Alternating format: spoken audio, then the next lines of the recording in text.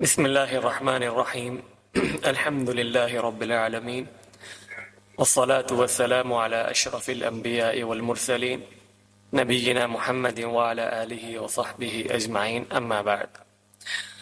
پچھلی کلاس میں ہم نے آپ علیہ الصلاۃ والسلام کی شادی کے بارے میں اور اماں خدیجہ رضی اللہ تعالیٰ عنہ کی شادی کے بارے میں گفتگو کی تھی.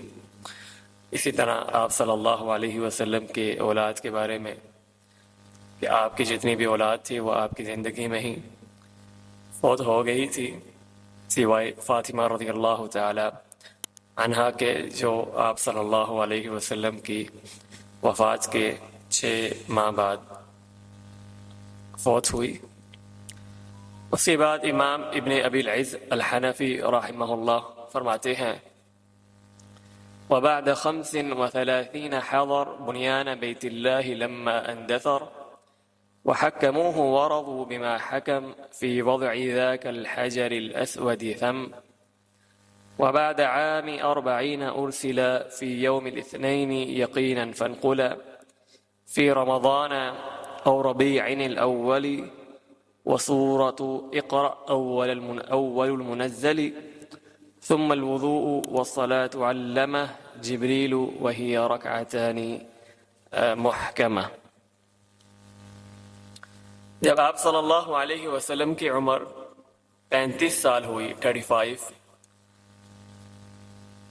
تو اس وقت کعبہ کی دیواریں کچھ ٹوٹ گئی تھی اور کچھ ٹوٹنے والی تھی، جو کہ ایک سیلاب کے سبب یہ واقعہ پیش آیا تھا. جب مکہ میں سیلاب آیا تھا تو کعبہ کی کچھ جداریں کچھ دیواریں کمزور پڑ گئی اور کچھ دیواریں ٹوٹ گئی تھی. دثر کا مطلب ہے ٹوٹنا، پھوٹ جانا یا گر جانا. تو قریش نے اب اس کعبہ کی دوبارہ تعمیر کا ارادہ کیا اور ہر قبیلے کو کچھ اینٹیں دے دی یا کچھ جگہ دے دی کہ آپ نے اس جگہ سے آپ نے اینٹیں رکھنی ہے اس کعبہ کی، اور اس جگہ سے آپ نے رکھنی ہے. سب قبیلے سب قبائل اس میں جمع ہو گئے اور کعبہ کی تعمیر کا کام شروع ہو گیا. تو آپ صلی اللہ علیہ وسلم کی عمر اس وقت 35 سال تھی، تو آپ بھی اس کی تعمیر میں شرکت آپ نے بھی کی. قریش نے ایک ہی شرط لگائی تھی کہ کعبہ کی تعمیر میں سوائے حلال مال کے اور کوئی مال، حرام مال یا بغی کا مال یا ظلم کا مال، زنا کا مال، سود کا مال، ایسا حرام یا خبیث مال استعمال نہیں ہوگا. صرف حلال اور مبارک اور اچھا مال استعمال ہوگا. یہ قریش مکہ بلکہ مشرکین مکہ کی یہ سوچ تھی. جب انہوں نے تعمیر کا کام شروع کیا تو ان کے پاس جو پاک مال ہے، صاف مال ہے، وہ کم پڑ گیا اور انہوں نے وہ دیواریں کھڑی کرنے لگ گئے.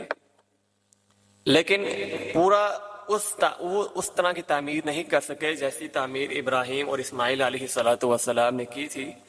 آپ نے دیکھا ہوگا کہ جو بھائی وہاں پہ عمرہ یا حج کرنے گئے ہیں یا آپ نے تصویروں میں دیکھا ہوگا، حجر ہے، حجر جو کعبے کے باہر ایک گول سیودارہ بنا ہوا ہے، حجر یا کہتے ہیں یا حتیم اس کو آپ کہتے ہیں، وہ اس کے اندر کا جو حصہ ہے وہ بھی کعبے کا حصہ ہے.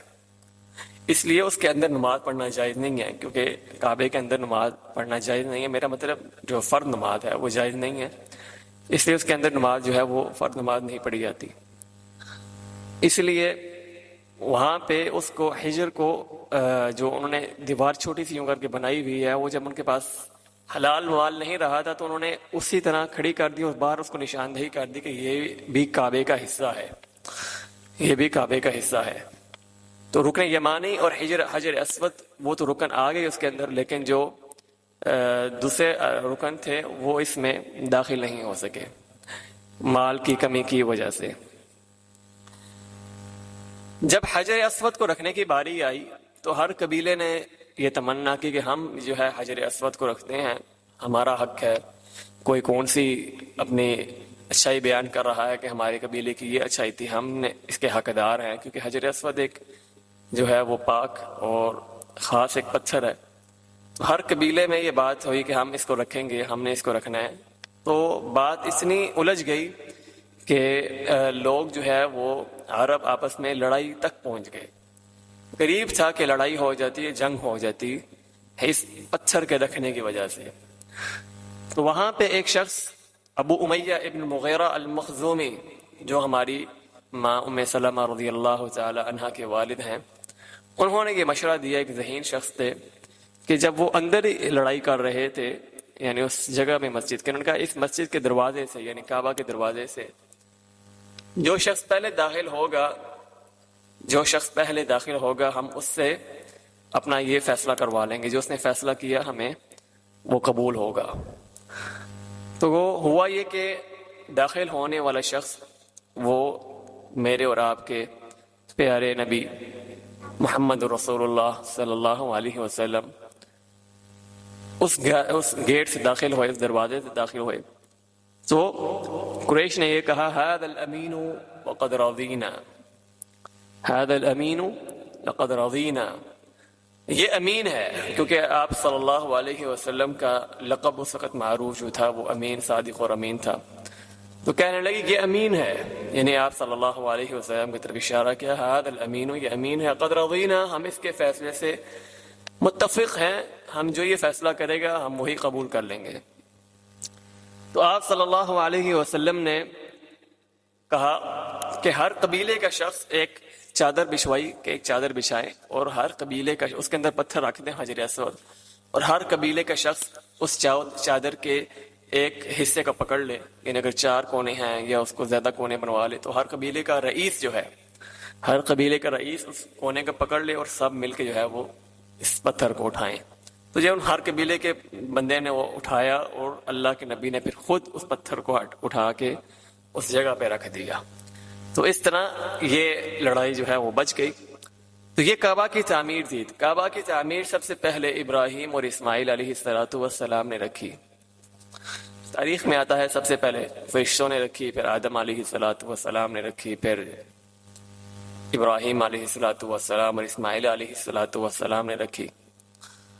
لیکن اس کے بعد پھر یہ دوسرا موقع تھا، قریش نے اس کی تعمیر کی، پھر تیسری بار عبداللہ ابن زبیر رضی اللہ تعالیٰ عنہ نے اس کی تعمیر کی، جب حجاج ابن یوسف نے مکہ پہ حملہ کر کے اس کو کعبے پہ جو ہے وہ نقصان ہوا تھا، تو عبداللہ ابن زبیر رضی اللہ تعالیٰ عنہ نے اس کی دوبارہ تعمیر کی، اور عبداللہ ابن زبیر رضی اللہ تعالیٰ عنہ نے جو تعمیر کی تھی کعبے کی وہ اسی طرح کی تھی جو ابراہیم علیہ السلام اور اسماعیل علیہ السلام کی بنیاد کے مطابق، یعنی وہ حجر و حتیم اس کے ساتھ اس کو داخل کر لیا تھا، کیونکہ اس وقت مسلمان کے پاس وافر مال تھا، اور تو انہوں نے اس طرح ہی تعمیر کی جیسے ابراہیم علیہ السلام اور اسماعیل علیہ السلام نے کی تھی۔ آپ علیہ السلام بھی یہ تعمیر ایسا ہی کرنا چاہتے تھے، جیسا کہ حدیث میں آتا ہے کہ آپ علیہ السلام اما عائشہ رضی اللہ تعالیٰ عنہ سے کہتے ہیں وَلَوْلَا قَوْمُكِ حَدِيثُ وَاحِدِهِمْ بِكُفْرٍ لَنَقَضْتُ الْكَعْبَةَ، اگر تیری قوم یعنی آپ کی قوم یعنی مکہ والے اگر یہ نئے مسلمان نہ ہوئے ہوتے تو میں اس کعبہ کو توڑ کے اسی طرح اس کی تعمیر کرتا جیسے ابراہیم علیہ السلام اور اسماعیل علیہ السلام نے رکھی تھی، لیکن مجھے ڈر ہے اس بات سے کیونکہ اس وقت لوگوں کے مشرکین کے دلوں میں بھی کعبہ کی کافی تعظیم تھی، جیسے آپ نے فیل کا واقعہ سنا ہے، پہلے سنا تھا عبد المطلب کے بارے میں، تو وہ تعظیم کرتے تھے وہ کعبہ کی، تو اللہ کے نبی نے اس فتنے سے بچنے کے لیے کہ یہ فتنہ برپا نہ ہو جائے تو انہوں نے ایسے ہی رہنے دیا۔ تو عبداللہ ابن زبیر نے جس طرح تعمیر کی وہ ایسی ہی تعمیر تھی جیسے ابراہیم علیہ السلام اور اسماعیل علیہ السلام نے کی تھی، جیسا اللہ کے نبی چاہتے تھے۔ لیکن جب انہوں نے یہ تعمیر کی تو اس وقت کے جو حاکم تھے ان کو نہیں پتا تھا، میرا خیال میں عبد الملک بن مروان تھے، انہوں نے توڑ کے اسی طرح کر دی جیسے اللہ کے نبی کے زمانے میں تھی۔ تو پھر جب ان کو پتا چلا کہ وہ تعمیر جو عبداللہ بن زبیر نے کی تھی وہ ٹھیک تھی، پھر وہ توڑ کے چاہتے تھے کہ اس کو توڑ دے اور اس کی دوبارہ تعمیر جو ہے وہ اسی طرح کر دیں جیسے عبداللہ بن زبیر نے کی تھی، لیکن امام زہری غالباً ہیں انہوں نے اس کام سے منع کیا تھا کہ آپ یہ جو ہے وہ اس کو کعبے کو آپ نے کھلونا بنا لیا، جو ہر کوئی آتا ہے اس کو توڑتا ہے اپنی مرضی سے بناتا ہے، اس کو ایسے ہی رہنے دیں، اور آج تک وہ ایسے ہی ہے۔ اچھا، بنیان بیت اللہ لما اندثر وحکموہ ورضوا بما حکم فی وضع ذاک الحجر الاسود ثم. اس کے بعد فرماتے ہیں امام صاحب وبعد عام 40 ارسل فی یوم الاثنین یقینا فانقلا. جب آپ صلی اللہ علیہ وسلم کی عمر 40 سال ہوئی تو آپ صلی اللہ علیہ وسلم پر وحی نازل ہوئی تھی. آپ کی عمر اس وقت 40 سال تھی. اور جو دن تھا، جیسا کہ حدیث ابن عباس رضی اللہ تعالیٰ عنہ کی بخاری میں حدیث ہے کہ بعث رسول اللہ صلی اللہ علیہ وسلم ل40 سنہ. آپ صلی اللہ علیہ وسلم کی جب 40 سال عمر تھی تو آپ صلی اللہ علیہ وسلم پر وحی نازل کی گئی. یہ حدیث ابن عباس کی ہے صحیح بخاری میں. فمکث بمکہ 13 سنہ، اور مکہ میں آپ صلی اللہ علیہ وسلم نے 13 سال گزارے، مدینہ میں 10 سال آپ صلی اللہ علیہ وسلم. اور حدیث مکمل یہ ہے کہ آپ صلی اللہ علیہ وسلم پھر سوموار کے دن فوت ہو گئے. تو وہی آپ صلی اللہ علیہ وسلم پر جب نازل ہوئی تو آپ کی عمر 40 سال تھی، اور دن جو ہے وہ سوموار کا دن تھا. ہم نے پہلے پڑھا تھا کہ سوموار کا دن، اس کے ساتھ کافی زیادہ جو ہے وہ آپ صلی اللہ علیہ وسلم کے واقعات جڑے ہوئے ہیں. کہ ابھی ابو قتادہ کی حدیث جو ہے، جو سئل عن صیام یوم الاثنین فقال ولدت فیہ او بعثت فیہ او انزل علی فیہ، کہ میں سوموار کے دن پیدا ہوا اور سوموار کے دن مجھ پر وحی نازل ہوئی. اور اسی طرح سوموار کے دن کے تعلق سے بہت ہیں. آپ صلی اللہ علیہ وسلم کی وفات بھی سوموار کو ہی، آپ پر وحی بھی سوموار کے دن نازل ہوئی، آپ پیدا بھی سوموار کو ہوئے، آپ نے مدینہ کی طرف ہجرت بھی سوموار کو کی، آپ پہنچے بھی سوموار کو، آپ فوت بھی سوموار کو ہوئے. تو سوموار کے دن سے کافی احداث جو ہے اس کے ساتھ تعلق رکھتے ہیں. تو آپ صلی اللہ علیہ وسلم پہ وحی نازل ہوئی غار حرا میں 40 سال کی عمر میں سوموار کے دن. فی رمضان او ربیع الاول وسورۃ اقرأ اول المنزل. آپ صلی اللہ علیہ وسلم پہ غار حرا میں وحی نازل ہوئی سورۃ اقرأ کی 5 آیات. کچھ علماء کہتے ہیں کہ آپ صلی اللہ علیہ وسلم پر وحی جو ہے وہ رمضان کے ماہ میں نازل ہوئی، اور کچھ کہتے ہیں ربیع اول میں جو ہے وہ نازل ہوئی ہے. لیکن جو قریب لگتا ہے وہ یہی کہ رمضان میں آپ صلی اللہ علیہ وسلم پہ نازل ہوئی، جیسا کہ حدیث میں بھی آتا ہے کہ 27ویں رات کو قرآن نازل ہوا. آپ صلی اللہ علیہ وسلم شروع میں آپ صلی اللہ علیہ وسلم کو خواب آیا کرتے تھے. یعنی آپ پہ وحی نہیں نازل ہوئی تھی، لیکن ایک آپ صلی اللہ علیہ وسلم کو تیار کیا جا رہا تھا خواب کے ذریعے.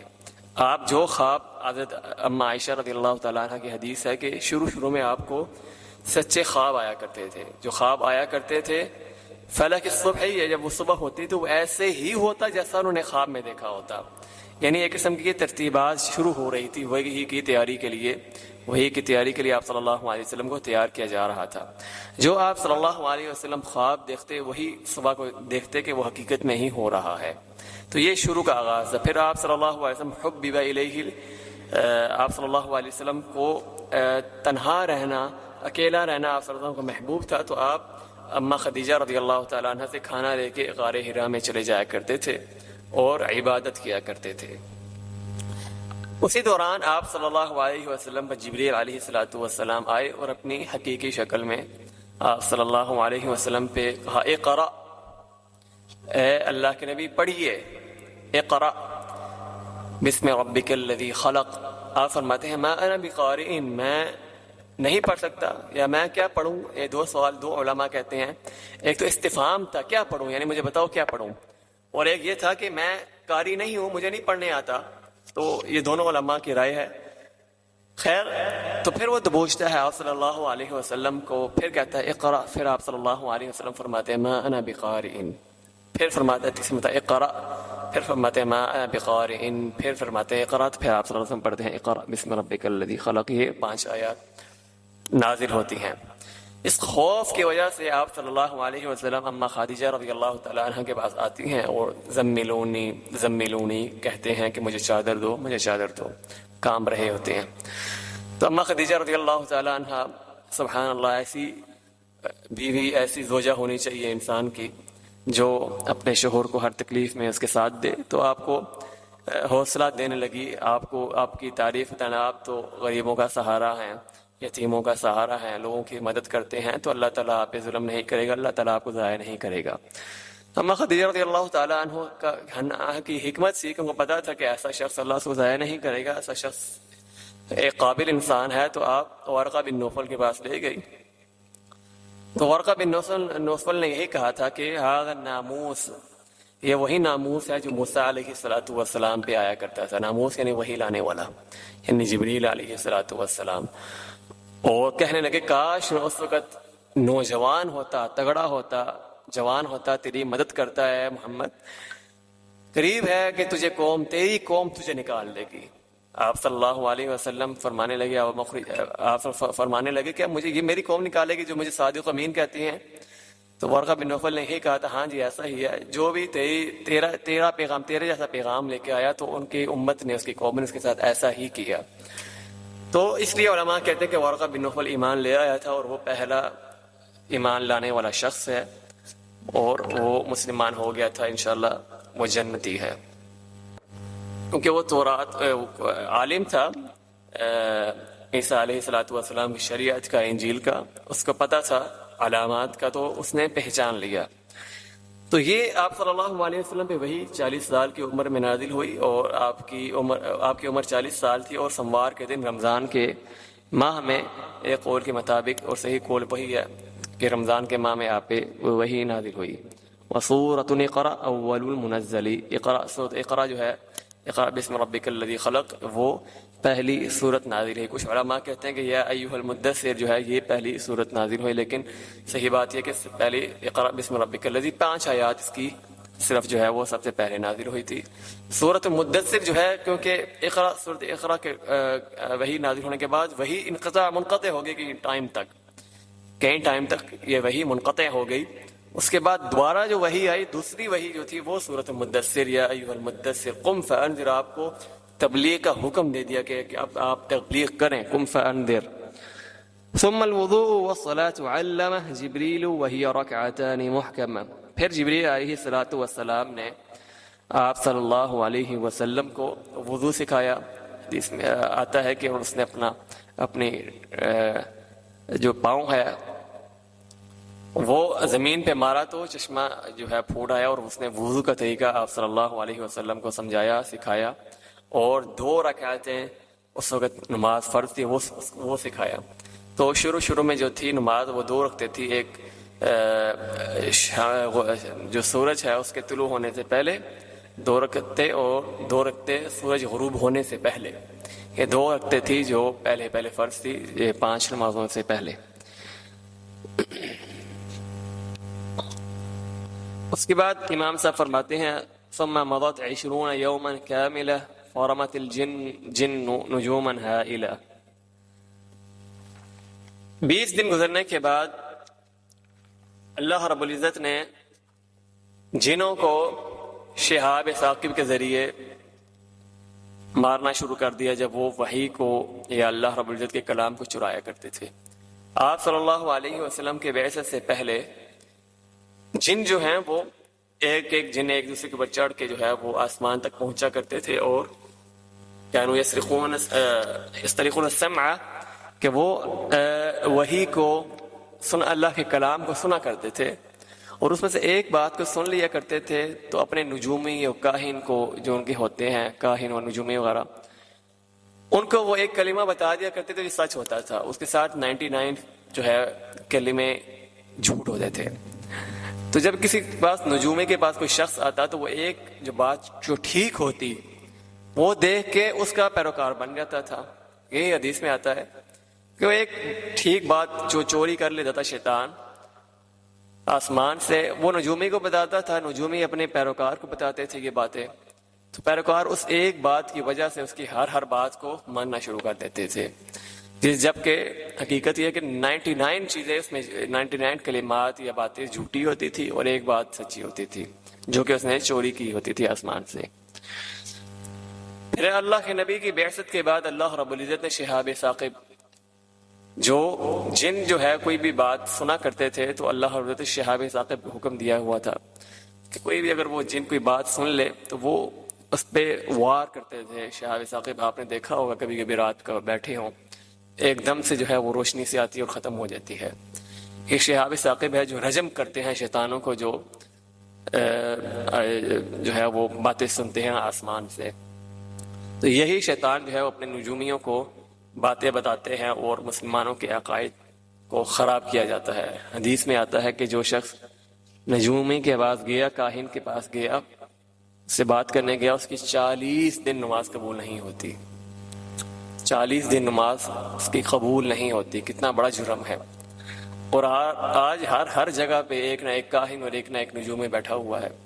ہمارے ہاں بچوں کو یہ سکھا دیا جاتا ہے تربیت کے حوالے سے. جب ہم پارک میں لے کے جاتے ہیں، وہ طوطے والا سسٹم جو چل رہا ہے آج کل کہ طوطا آپ کو جو ہے آپ کی جو ہے وہ مستقبل آپ کا بتائے گا کہ آپ کے آنے والے ٹائم میں آپ کے ساتھ کیا ہوگا.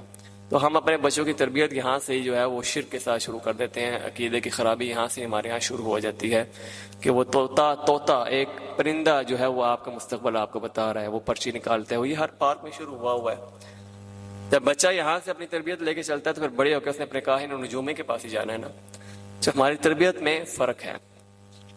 تو یہاں تک جو ہے وہ آج کلاس تھوڑی مختصر تھی کیونکہ 2 دن ہماری ورکشاپ چل رہی تھی تو کافی تھکے ہوئے بھی تھے. آج کی کلاس اتنے ہی کرتے ہیں. پھر اگلی بار انشاءاللہ امید ہے کہ آج کا حصہ بھی اگلی کلاس میں مکمل کریں گے. اللہ تعالیٰ سے دعا ہے کہ اللہ تعالیٰ ہم سب کو ایمان کو سمجھنے اور اس پر عمل کرنے کی توفیق عطا فرمائے. السلام علیکم ورحمۃ اللہ وبرکاتہ.